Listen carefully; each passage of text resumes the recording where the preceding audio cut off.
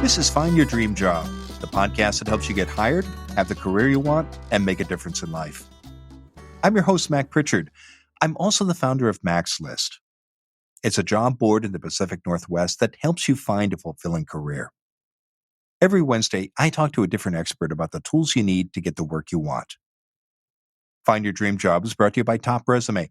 Top Resume has helped more than 400,000 professionals land more interviews and get hired faster. Get a free review of your resume today. Go to maxlist.org/topresume.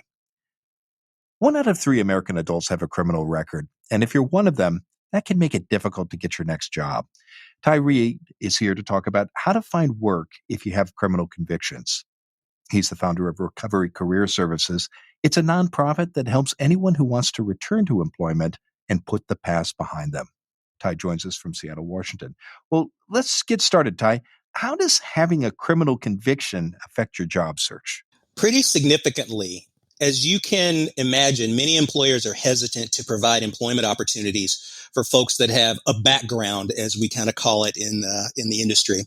And it really limits the opportunities that individuals are able to have for themselves as they try to put their lives back together after incarceration or some sort of involvement with the criminal justice system.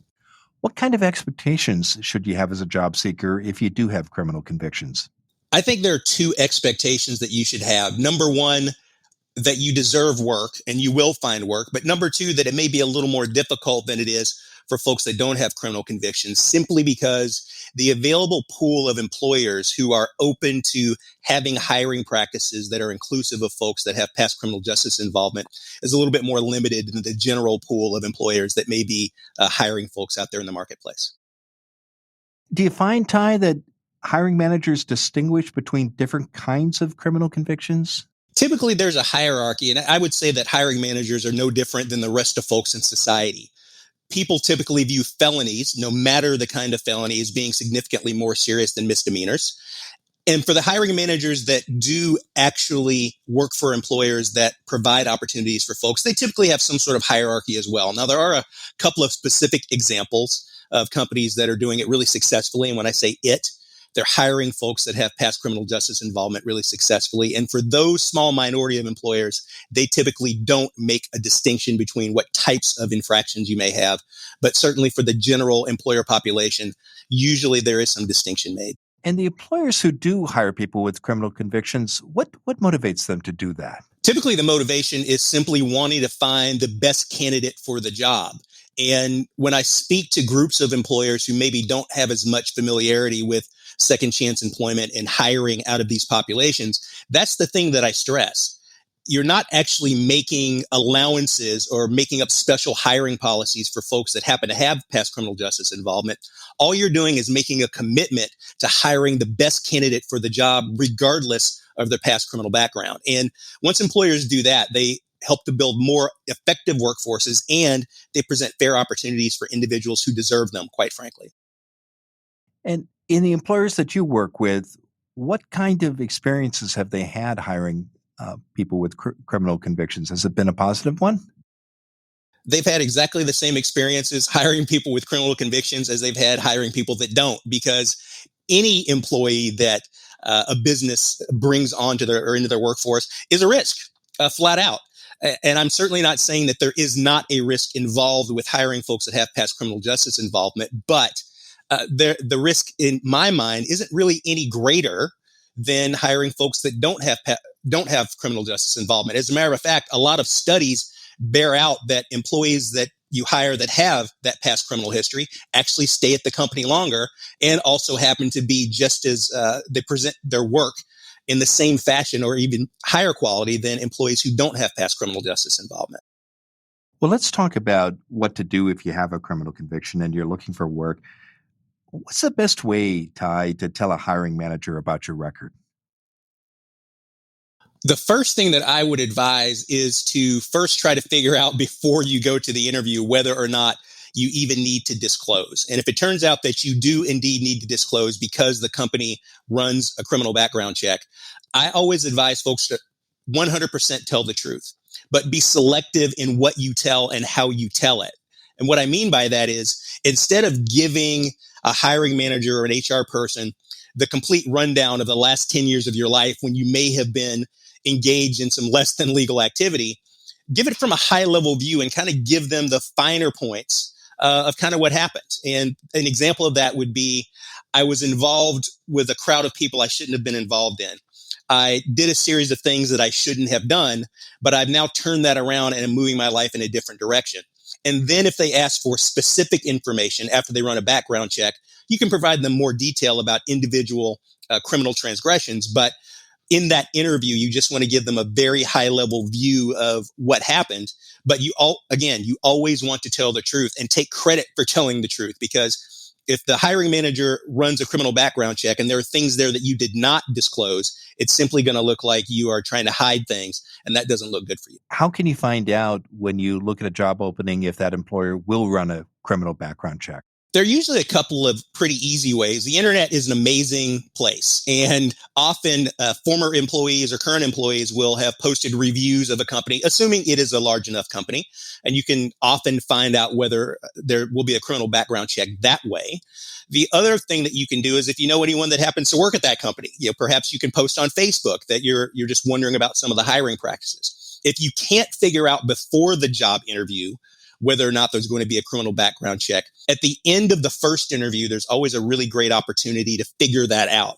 And it's just with one or two simple questions. You can ask what the rest of the hiring process looks like at that point. And usually that's when an employer will reveal what the rest of the process looks like. And they'll tell you typically if there is a criminal background check, that is going to be a part of moving on to the next step. I would imagine if there was some ambiguity and you're an applicant and you have a criminal conviction in your background, you might hesitate to say something because you don't want to jeopardize your chances to get an offer. How do you coach the people you work with, Ty, to when to disclose if it's not clear a check is forthcoming? I advise them to assume that it is going to be forthcoming. But after you ask that question after that first interview, if they don't say there's going to be a criminal background check, don't reveal anything about your criminal background because it's not required. However, if they do say that there will be a criminal background check, that is the time to disclose that they're likely to find items in your background that will qualify for items that are on a background check. So it's strategic. There's some timing involved to it, but it's not that complicated. It's a pretty easy thing for folks to do. And again, telling the truth up front before they run that background check gives folks the opportunity to take credit for being honest and maybe score some easy points in the eyes of the employer. What about the application process? Do you recommend disclosing, say, in application materials that you have criminal convictions in your background, or do you coach people to wait until you're selected for an interview? Always wait until you're selected for an interview. And one of the great things nationally that's been happening is that many states have gone to a ban the box guideline or law in some cases in their states. And what this means is in the old days, I'll call them, meaning 10 or 20 years ago, most job applications had a section that said, if you've been convicted of a crime, check this box. And what checking that box often meant for individuals that actually have criminal convictions is that they weren't going to get a call back from that hiring manager. It would just go straight into the garbage can. But with many states banning that practice and saying that employers can't ask about criminal background checks until after the interview process has begun, it's really eliminated the need to disclose upfront whether or not you actually have a criminal background. Now, it certainly provided some additional opportunity for folks to interview and actually get a chance to get in front of an employer and perhaps make a good impression and be seriously considered for the position. However, what it hasn't done yet is it hasn't changed the hearts and minds and the perceptions that folks have of people that have past criminal justice involvement. It's a very common thing that my clients will tell me everything was going great. They loved me in the interview. They said that I was the best candidate. And then they pulled the background check. And that's where everything stopped. So the next battle is for the hearts and minds of hiring managers and HR people to let them know that if they simply dedicate themselves to hiring the best candidate, as opposed to disqualifying people based upon past criminal justice involvement, their workforce is going to be stronger and they're going to provide more fair opportunities for individuals. Well, let's talk about that. If you're a candidate with criminal convictions in your background and you want to make that case to a hiring manager, in your experience, have you found to be the most persuasive way to do that? And what points are least persuasive? The things that are most persuasive always are any points that you can make that demonstrate that you are living your life in a different way than you were living it before. And I'll give a very brief example. If you have criminal convictions for drug possession, and the employer asks you about how your life's been going since that happened, what were the events surrounding that? If you can point out things like entering a 12-step program, working with a sponsor, doing volunteer work, and then couple that with any type of letters of recommendations or referrals that people are comfortable giving you, that demonstrates to the employer that you're living your life in a different way than you were living it before, and that you're someone that they should take seriously. And especially having those letters of recommendation, whether they're from previous employers, a member of your clergy, a respected member of the community, can go a long way towards employers feeling more comfortable giving someone an opportunity. The thing that employers most want to do is lower their risk in hiring. And to the degree that you can get some third party to vouch for you and say that you're a good person who is now doing the right things in their life, then the greater the likelihood that the employer is going to give you an opportunity. And when we come back, I want to hear your thoughts, Ty, about the points that are least persuasive to a hiring manager when you're trying to make that case for yourself if you have criminal convictions in your background. So stay with us. When we come back, Ty Reed will continue to share his advice on how to find work if you have criminal convictions. Smart job seekers run their resume by friends and family. They also talk to experts. You can too. Go to maxlist.org/topresume. Top Resume will check out your resume for free. Go to maxlist.org/topresume. You'll find out how to fix your resume right away, or you can hire Top Resume to do it for you. Go to maxlist.org/topresume. Now, let's get back to the show.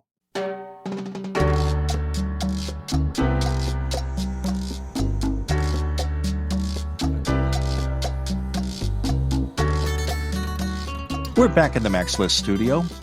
I'm talking with Ty Reed. He's the founder of Recovery Career Services. It's a nonprofit that helps anyone who wants to return to employment and put the past behind them. And Ty joins us from Seattle, Washington. Now, Ty, before the break, we were talking about what you should do if you're a candidate trying to make the case to a hiring manager that you are the best person for the job, and what arguments might be least persuasive when discussing your criminal convictions. Well, the least persuasive thing would be to frame your need for employment as just a requirement of the court. Often I work with clients who maybe have some sort of probation or parole conditions that indicate that, require that they actually have employment for a certain number of hours per week. And any argument that is framed around that and not around the fact that you want to move your life in a different direction and gainful employment is a piece of the new journey that you're on, really just kind of fall flat. Employers are just like everybody else. Everybody loves a comeback story. And to the degree that they can help and be a part of that comeback story for someone who's trying to do the right thing, they're certainly willing to do that. But if it's not framed correctly, then frankly, they're just not really going to be that motivated to step in and help somebody who's trying to change their lives. Well, you have a model that you use with the people that you coach. It's called the ABC employment path. And I'd like to walk through that through each of the three letters. The A in ABC stands for any. Get any job you can. Why is it important to do that, Ty, to get any job at the start? Well, it's important for a couple of reasons. Number one, work gives people purpose. And on the days when, especially for somebody who's really trying to rebuild their lives after not just criminal justice involvement, but maybe addiction or maybe homelessness, having a sense of purpose to keep going on the days when it's not so fun to keep going is really, really important. The other reason why having the attitude that you're just going to take any job at the beginning is important is because that first job is really just a stepping stone to the better jobs to come. And this is often part of the process of me coaching folks, is letting them know that that first job is not the forever job. It might not even be a job that you like, but luckily it's not going to be something that you're going to do forever, because the purpose of that position is for you to get used to working again and to prove to yourself and to someone else that you can be accountable and responsible and deliver quality work. And most importantly, that first job, that any job, is going to be the first place where you're going to have a chance to perform so well that you can get a recommendation letter to go on to your next job. And that is the greatest reason of all to take one of these any jobs. Do you find in the people you work with who might have been working in a profession that it's difficult for them to go back to that profession after a criminal conviction, and as a result they have to start with an any job? It often depends on the profession, and it depends on how long the person was out of the job market. Certainly for any professions that are in healthcare, where you may have unsupervised access to vulnerable folks, or in professions like financial services, where you may have unsupervised access to people's financial information, depending on the criminal conviction that you have. Yes, folks definitely need to kind of go through almost a probationary period, even if it isn't a formal probationary period, in order to get themselves back to a place where they can get back to their chosen profession. But I still maintain that it's really important, even for folks that may have been coming from some pretty high professions, to kind of take this time and get grounded in what their new life is like. If you have been incarcerated and now you're out of the system and you're back trying to rebuild your life, there's probably some work habits that you need to pick up. And there's probably some other parts of your life that will directly impact the quality of work that you're able to deliver, that maybe need to be straightened out. Maybe you need to get your housing situation straightened out. Maybe there's some family situations. Maybe there's some mental health issues that need to be addressed to prepare you for what may eventually be a much more stressful work environment. So these any jobs is kind of the beginning jobs that folks would pick up in high school, are kind of good examples of what you can think of as a first job back. These jobs provide a real opportunity for people to lay infrastructure in their lives and set themselves up for success. Where do you recommend someone look for any job at this stage of the process? The recommendation I typically have is, there's some very traditional kind of, first starter jobs that people can do. So, grocery store, retail, construction, labor work, janitorial work, which is the first thing that I did when I was making my comeback from being in the criminal justice system. Those things, jobs that are very easy to get and also pretty low stress. Because again, early on, you're really getting set and getting grounded in this journey, this comeback journey that you're writing for yourself. And so you want to set yourself up for success. I also recommend, especially if you are concerned about whether or not there will be a background check because of the types of criminal convictions that you have, trying the smallest companies that you can find, typically companies that are under 20 or 30 employees. And there's a couple of reasons for that. Number one, in many of those companies, the person that you interview with is the person that might actually have hiring power. And that person, if they like you, if in their gut they get a good feeling about you, you're probably going to get a shot. The other thing is, in those smaller companies, they are much less likely to actually have formal structures in place where they're going to run a background check. So it is twofold. Number one, they're less likely to run a background check. And number two, you're put in the best position to make a positive impression on the person who may actually hire you, because you're likely to interview with them in the initial parts of the process. The B in your ABC model stands for better, and that means getting a better job than the one you first take. What does a better job look like at this stage? A better job looks like a position that offers you more responsibility, typically more pay or benefits, and is really kind of the first step on the road, at least in my mind, to the career that you actually want to have. So that any job, that a portion of the employment path, is just to get you working and get you collecting an honest paycheck. The B portion is meant to start you heading in the direction of the career that you ultimately want. And so what it requires for folks to do is to give some thought to where they want to be in 3 years or 5 years. So for example, if you decide that in 3 or 5 years, you want to be a computer programmer. So maybe that any job that you take is working construction labor just to get a paycheck in your pocket. But maybe that better job, that next position that you're now able to get because you have gained some work experience and maybe gotten a recommendation from that any job, maybe you're doing phone support for a technology company. So you're not exactly working in the place where you want to work. You're not exactly doing what you want to do, but you're now in the industry and now in contact with the types of people that you're likely to be working with in that ultimate career path. So the better job is almost kind of a transitionary position on the way to the work that you're going to ultimately be doing for your life. And when I say transitionary, it could be for 6 months, it could be for 3 to 5 years, but it is the step on the road that allows you to really bring up your skills to the point where you can move on to your career position. The C in your ABC model stands for career. And after you've taken that any job and that's led to the better job, now you're ready to get a career position. Why will employers at this point consider you for a career position?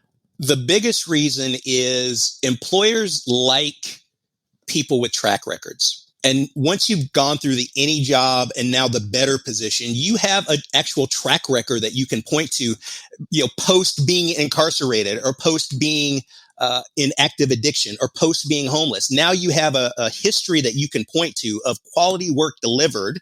And again, hopefully folks that will make recommendations for you and who have seen you live. So in the employer's mind, it's much less risky to now provide an opportunity for someone who has that track record behind them. But that only comes with doing the legwork and laying the groundwork early on to build up to that. Can you expect to go back to your old career if you were a professional before your criminal conviction, or does that depend on the occupation?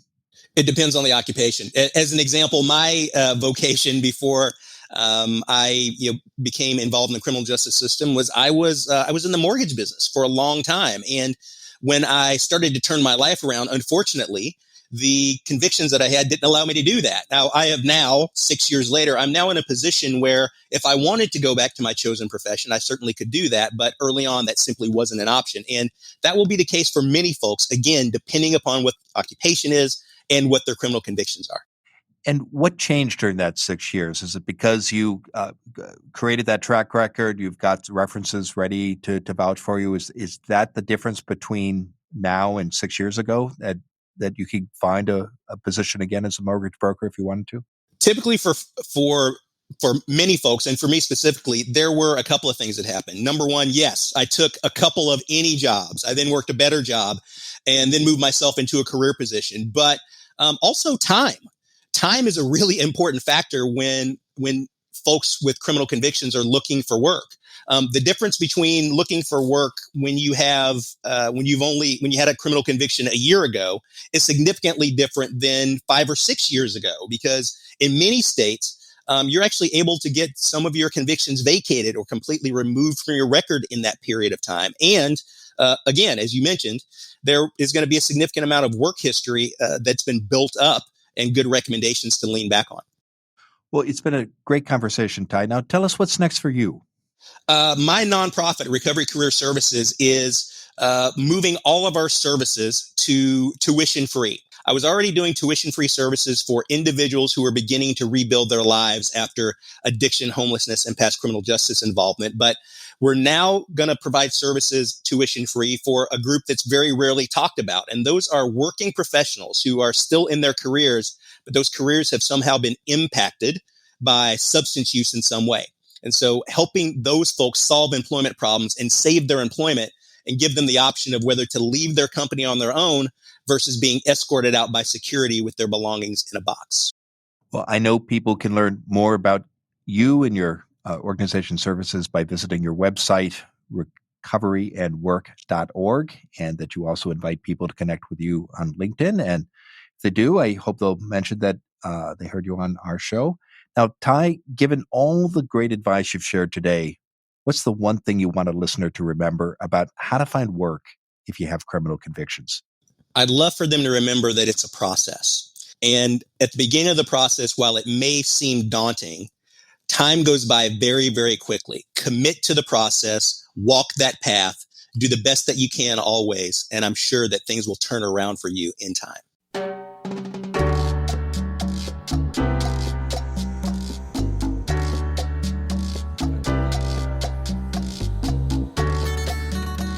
Make sure you never miss an episode of Find Your Dream Job. Subscribe to our free podcast newsletter. You'll get information about our guests and transcripts of every show. Go to maxlist.org/newsletters. Again, that's maxlist.org/newsletters. Next week, our guest will be Mona Johnson. She's a career coach at Merit America. It's a nonprofit that provides a path to skilled careers in technology for adults without bachelor's degrees. Finding a great job takes time. So does being a parent. How can you do both at once?